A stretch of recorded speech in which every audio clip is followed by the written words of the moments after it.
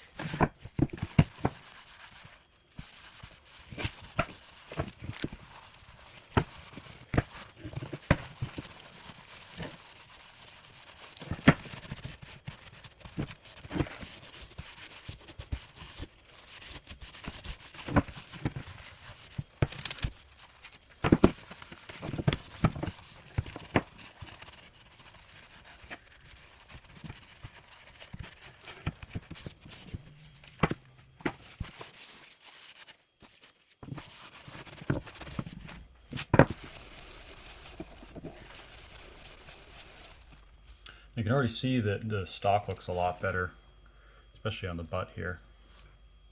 A lot of the dirt and grind's been removed. You see a lot of the original finish. The Murphy's oil soap did a lot of that work, as well as just this boiled linseed oil.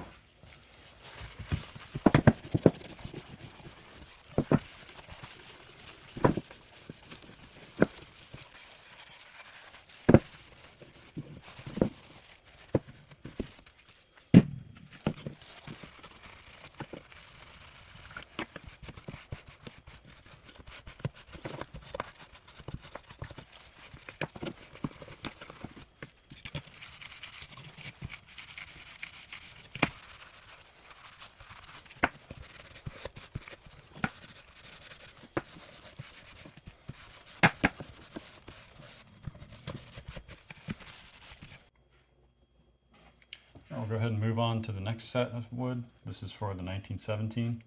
And we'll start out with some very fine steel wool.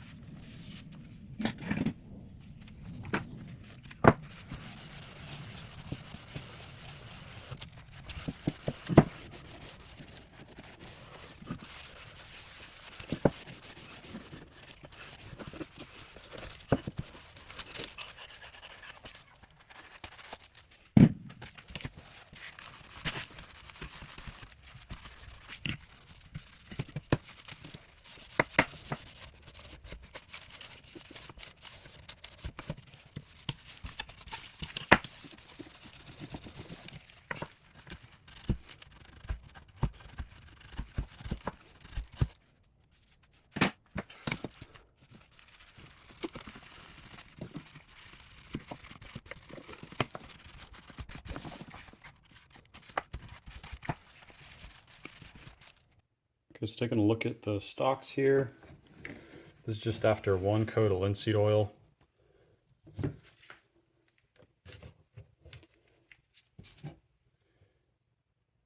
can see there's already a pretty big difference. Starting to see a lot more of the wood grain coming out. A lot of the dirt and grime got lifted right off too, especially in these top hand guards. On the butt stocks as well.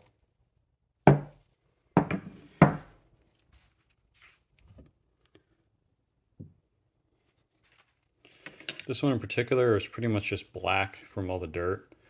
You can see after just one coat, you're starting to see some of the wood pop through the original finish.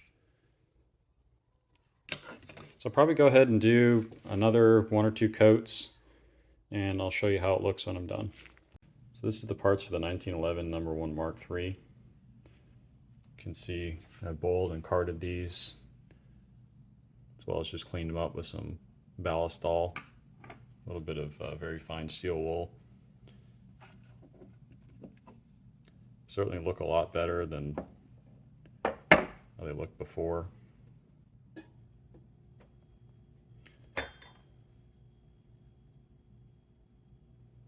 Got a magazine cutoff to throw on there as well. I'm also going to be swapping out the caulking pieces. I'm going to be taking this one off and putting this earlier style on there just so it matches the date a little better.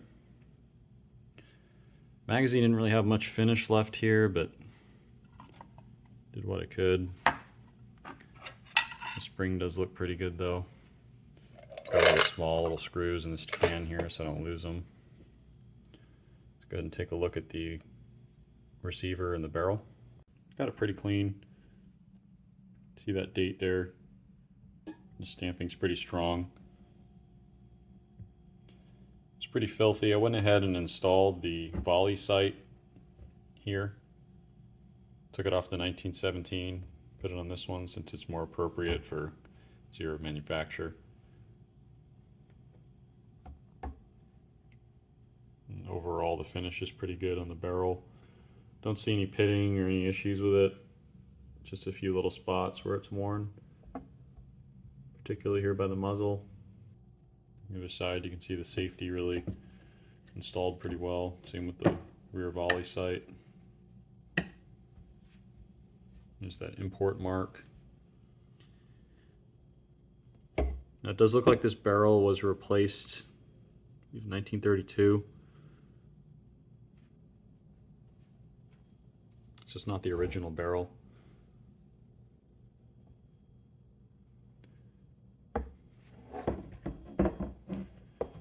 But overall, aside from some wire wheeling here on the exposed parts, it does look pretty good. So for the 1917 Enfield, see you got all the larger parts laid out here. Got them cleaned up pretty well. Got all the small parts in this tin. Everything looks pretty good so far. Firing pin looks good, looks nice and straight. Didn't see any damage to any of the parts. Sometimes you see these parts of the magazine get damaged, either the spring here or the follower. Nose cap looks pretty good. The boiling definitely brought out a little more finish in it as well. Just looking at the receiver, looks like it's coming out pretty well. Still got a little bit more to clean up, but probably let the oil sit for a little longer and work some of that stuff out, but gotten a lot of it cleaned out. This one is pretty dirty in comparison to 1911.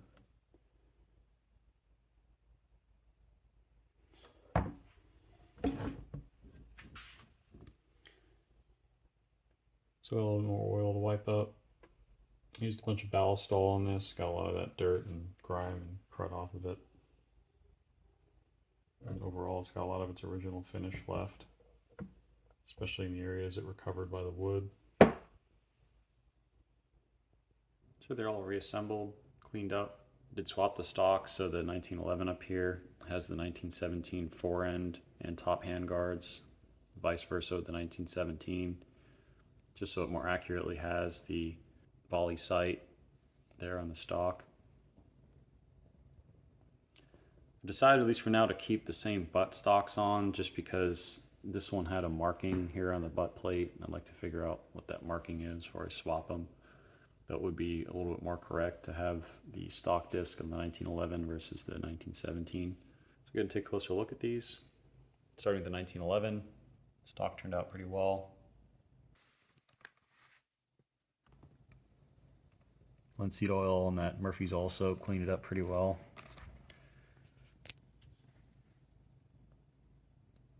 Set the more early style cocking indicator there.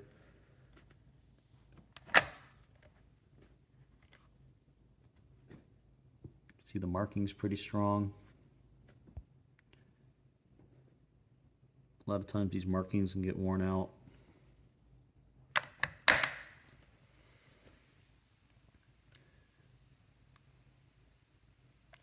Finish is pretty much gone on this one though. It's pretty much wire wheeled off, so I'll probably end up doing a rust blue on this just because there's so little finish left.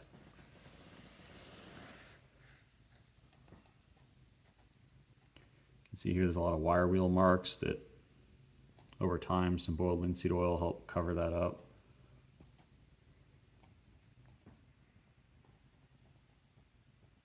And then both the front band and the nose cap are in the white.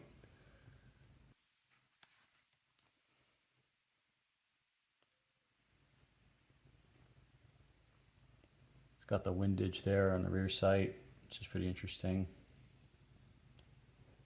Overall, the top of the stock here looks pretty good.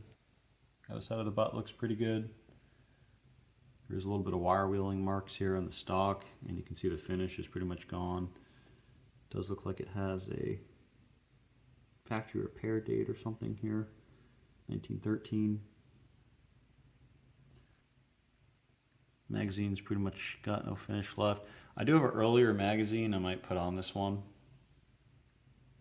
It's an earlier style magazine that I have on a later style Enfield that I'll probably swap out. And you can see there's that volley sight here, little dial piece. It also has a little notch here, which a lot of times that's missing. So basically, this would interact with this sight here. So you could look through this as your rear sight, and this is your front sight. It's a pretty interesting feature. Some more wire wheel marks there. And then there's the nose cap, also in the white, and again, lots of wire wheel marks on it, unfortunately. All right, so moving on to the 1917. Does have a few little dings in here, but otherwise looks pretty good. The marking is pretty strong as well. The 1917 date. It is missing the screw here. I do have one that I ordered to replace that, so we'll replace that at some point.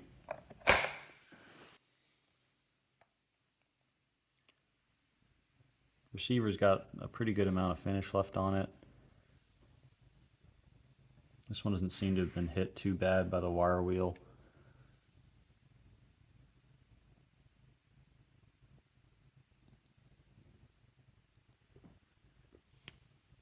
And the forend and top hand guards from the 1911 fit pretty well. Didn't really need to do anything to get these to fit. And the nose cap has a good amount of finish on it. You can definitely see some wire wheel marks here. Let's go ahead and turn it over to the other side of the buttstock. Lots of wire wheel marks here. Some scratches on the magazine as well. It really is unfortunate they wire wheel them. I also don't particularly care for the import mark here on the side of the receiver, but I don't really have much choice with the way the barrels are recessed on these rifles. I know RTI typically puts the import mark underneath the barrel when they can.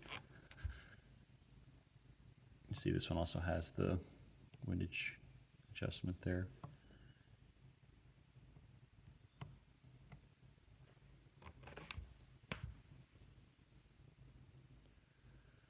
So overall, this one's in pretty good condition. The only other project I have on this one is, unfortunately, this crack right here does go all the way through up to, I believe, about here. So I will need to address this. What I'll probably do in a follow-on video is I'll replace the screw and the trigger guard, and then I'll also show you how I do this repair. I'll have to prevent it from cracking anymore. Probably do a small hole at the end of the crack just to keep it from continuing, and then fill that with a dowel. And then I'll have to do a hole through the stock here, and then I'll probably use either a piece of hardwood to kind of force these two to stay together, or I could also try the Indian method where they use a screw, but I think I'd rather try a piece of wood first. Use like a hardwood dowel or something.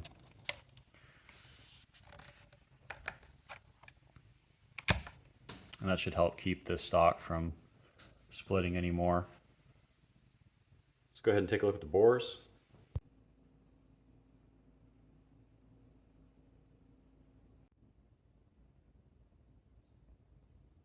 So as you can see, the 1911 bore is a lot better than the 1917 bore, probably because it got a replacement barrel pretty far along in its service life. The 1917 did pass my muzzle gauge, so it should have enough rifling left to stop it from keyholing, but of course its accuracy will probably suffer a little bit, whereas the 1911 should shoot just fine. So overall, I'd say I'm pretty happy with both of these. I put some slings on them, and I'll probably take these to the range, probably this one first, and then once I fix the forend on this one, I'll take that to the range as well. Get some footage of it at the range and show you how they shoot in a follow-on video. So if you like this video of cleaning, disassembling, and restoring these rifles back to functional condition, if you'd like to be alerted to the video where I do the stock repair on this forend, feel free to subscribe and sign up for alerts. It'll be a fun winter project for me. If you have any questions about these rifles, any questions about the restoration process, feel free to drop them in the comments. And as always, thank you for watching.